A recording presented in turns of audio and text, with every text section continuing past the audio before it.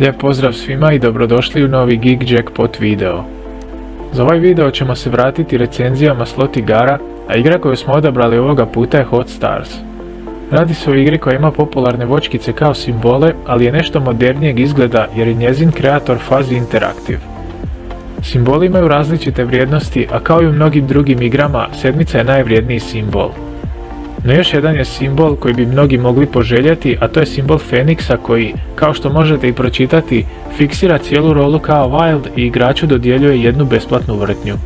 On se pojavljuje u drugoj, trećoj i četvrtoj roli. Ovdje možete vidjeti kako to izgleda, a vrijedi istaknuti da se potencijalne linije za dobitak gledaju s lijeva na desno i s desna na lijevo, što povećava šanse za nekim dobitkom. Ono što bi moglo razočarati neke od igrača je da ova igra nema neke dodatne bonus značajke, ali unatoč tome nudi igračima način kako doći do nekog ogromnog dobitka. Radi se o njezinoj jackpot značajci. Kao što možete vidjeti dolje, postoje takozvani misteriozni jackpot dobici koje igrači mogu nasumično dobiti ako im se posreći.